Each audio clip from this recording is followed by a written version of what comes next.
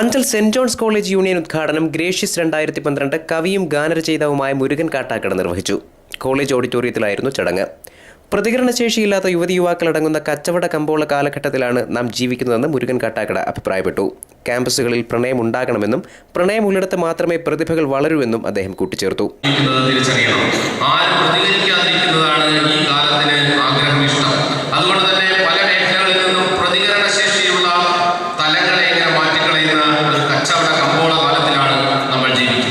പണ്ട് നമ്മളെല്ലാം സമൂഹമായിരുന്നു, പക്ഷേ ഇപ്പോൾ നമ്മൾ വെറും ആൾക്കൂട്ടമാണ്.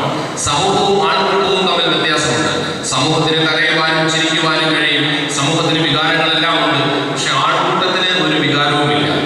കോളേജ് യൂണിയൻ ചെയർമാൻ പ്രവീൺ രാജിന്റെ അധ്യക്ഷതയിൽ ചേർന്ന സമ്മേളനത്തിൽ നടൻ കൊല്ലം തുളസി ആർട്സ് ക്ലബിന്റെ ഉദ്ഘാടനം നിർവഹിച്ചു.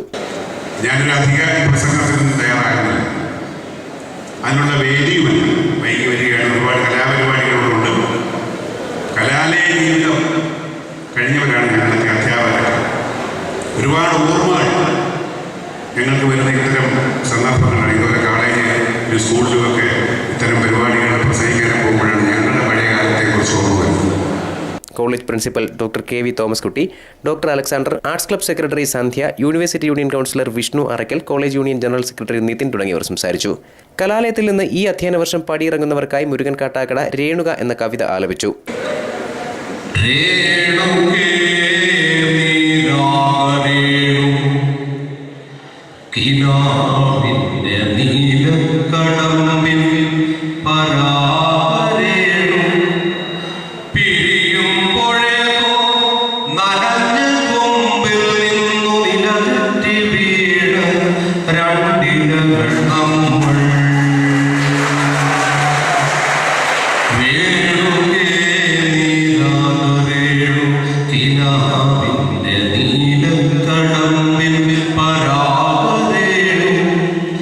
വിദ്യാർത്ഥികളുടെ വിവിധ കലാപരിപാടികളോടെയാണ് ചടങ്ങ് സമാപിച്ചത്.